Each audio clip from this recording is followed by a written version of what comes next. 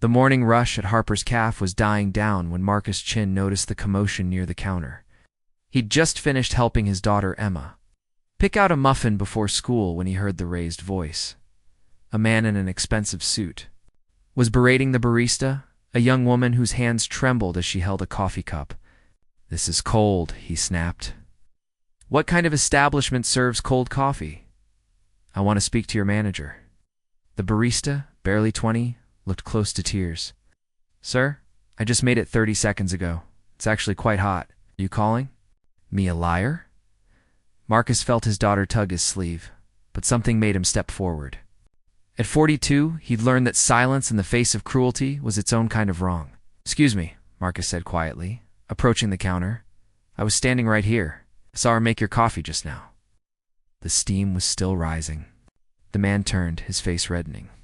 "This is none of your business. Someone being treated poorly is everyone's business," Marcus replied, keeping his voice steady. "She's doing her job. There's no reason to speak to her that way." For a moment, the cafe went silent. Then the man grabbed his coffee and stormed out, muttering under his breath. The barista whispered a grateful thank you, her eyes glistening. Marcus simply nodded and returned to Emma, who looked up at him with pride. What Marcus didn't notice was the woman sitting alone by the window. She had gray-streaked auburn hair pulled back elegantly, and she'd watched the entire exchange with keen interest. When Marcus and Emma left for school, she quietly asked the barista a question. "That man who helped you," she said, "is he a regular?" Marcus: "Yes, he comes in almost every morning with his daughter. He's the kindest person I know." The woman smiled and left a generous tip before departing. 3 days later, Marcus received an unexpected email at his small accounting firm. A company called Meridian Holdings wanted to discuss a potential position. The salary mentioned made him read it twice. The interview was scheduled for the following week. When Marcus arrived at the downtown office building, he was shocked by the elegance of it all. He'd worn his only good suit, the one he saved for rare occasions. The receptionist led him to a top-floor office with floor 2 ceiling windows. Behind the desk sat the woman from the cafe. "Mr. Chen," she said, standing to shake his hand. "I'm Catherine Walsh. Thank you for coming." Marcus felt confused. "I'm sorry. Have we met?" "Briefly. At Harper's Cafe. I was sitting by the window when you defended that young barista." Understanding dawned on Marcus's face, followed by embarrassment. "I didn't realize anyone was paying attention." "It's exactly why I was paying attention," Catherine said, gesturing for him to sit. "In my position, I've learned that character reveals itself in unguarded moments. How someone treats people who can do nothing for them tells you everything."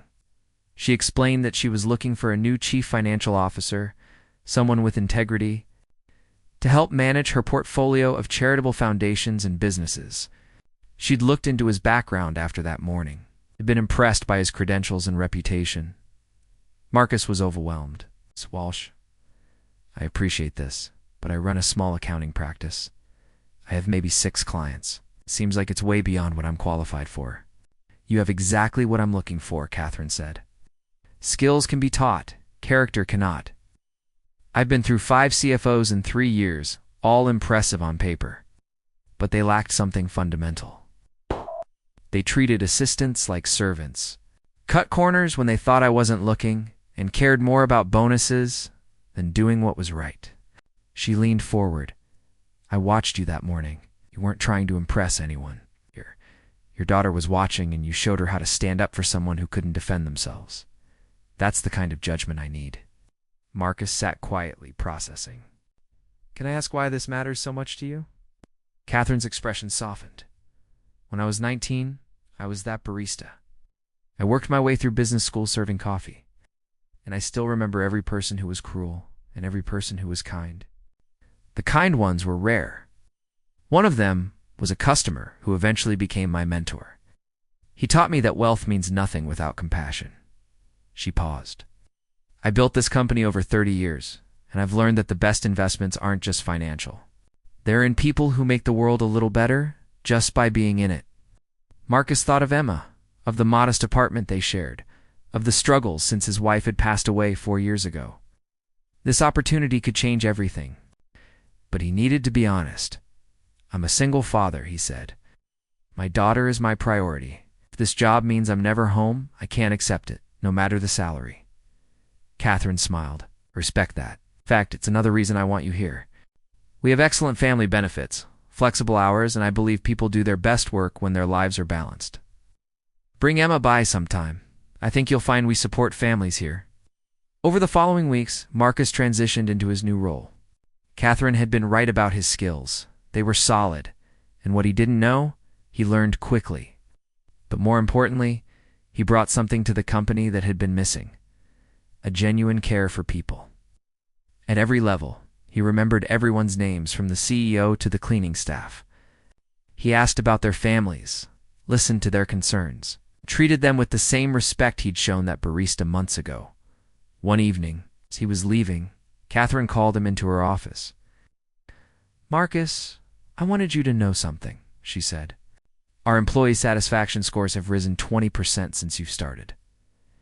People feel valued here now. That was always my vision, but I didn't know how to create it." Marcus felt humbled. "I'm just treating people the way they deserve to be treated." "Exactly," Catherine said. "And it's transforming this company. That small act of kindness at a coffee shop, it created ripples you never imagined." As Marcus drove home that night, he thought about how one moment could change everything. He hadn't defended that barista to gain anything. He'd done it because it was right. And somehow, that simple act had opened a door to a better life for him and Emma. The next morning, back at Harper's Cafe with his daughter, the same young barista greeted them with a warm smile. Marcus ordered their usual, left a generous tip, and settled into their favorite table. Emma looked at her father thoughtfully. "Dad, do you think being kind always works out this well?" Marcus considered the question carefully. "No, sweetheart. Sometimes you do the right thing, and nothing special happens. But that's not why we do it. We're kind because that's who we choose to be, not because of what we might get back." He smiled. "Though I'll admit, sometimes life surprises you with something beautiful when you least expect it." Through the window, the city was waking up, full of people rushing to their own lives and struggles. Marcus thought about how easily he could have walked past that moment, how natural it would have been to mind his own business. He was grateful he hadn't, because kindness, he'd learned, wasn't just about the moment you offered it. It was about all the moments that came after, the unseen connections it created, and the way it could transform not just one life, but many. If this story touched your heart, please like, share, and subscribe for more tales of kindness and human connection. Leave a comment below, telling us about a time someone's small act of kindness made a big difference in your life.